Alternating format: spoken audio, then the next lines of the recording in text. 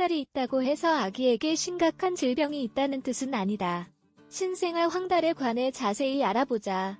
신생아에 대한 부모들의 두려움과 걱정은 너무나도 커서 발진 등 어떤 증상이 조금만 나타나도 크게 염려한다. 그러나 신생아 황달에 관해서는 너무 걱정하지 않아도 된다.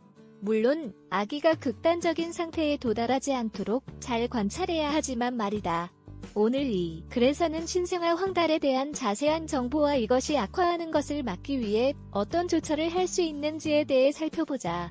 신생아 황달의 원인 황달은 피부와 점막이 노랗게 변하는 것으로 정의된다. 그 원인은 대개 적혈구가 감소할 때 나타나는 물질인 빌리루빈이다. 그리고 황달의 정도를 검사하는 가장 정확한 방법은 혈액 검사다. 그러나 빌리루빈 수치가 너무 높지 않은 경우 아기의 황달은 심각한 상태가 아니다. 하지만 만약 그렇다면 아기는 고빌리루빈 열증 상태에 빠지게 되며 입원이 필요하다. 이 조처는 상태의 제어와 모니터링을 위한 것이다. 치료 이제 신생아 황달이 심각한 상태가 아니라는 사실을 알았으니 대처 방법에 대해 살펴보도록 하자.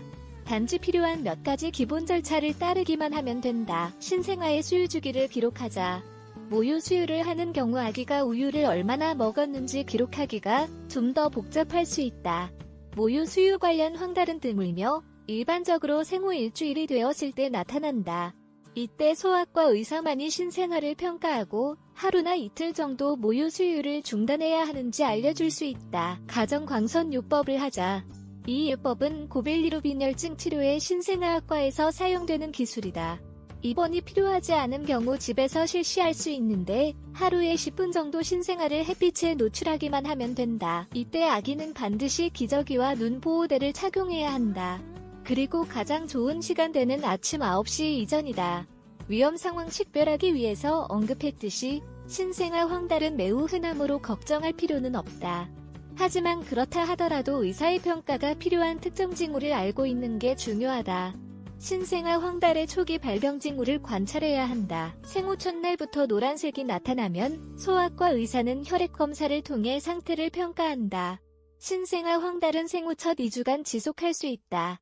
이는 간이 제 기능을 시작하기 전에 조정 기간이 필요하기 때문이다. 신생아 황달으로 인한 합병증 빌리루빈 수치가 올라가면 뇌세포까지 침범하게 된다. 따라서 신진대사와 신경기능을 변경시킨다. 의사는 이를 핵황달이라고 부른다. 이를 예방하려면 소아과 의사와 상담하여 출생 후 일주일 뒤에 아기의 황달 상태를 확인해 보도록 하자. 소아과 의사는 빌리루빈 수치를 평가하기 위한 적절한 검사를 수행할 것이다. 그리고 만약 그 수치가 과도하다면 광선요법 치료를 위해 아기는 병원에 입원해야 한다. 병원 광선치료 절차 광선치료를 받아야 하는 신생아는 며칠 동안 병원에 입원하게 된다. 오늘날 대부분 병원에서는 이때 부모가 24시간 자녀와 함께 있을 수 있도록 해준다. 그러나 집에 가서 휴식을 취하는 것도 중요하다.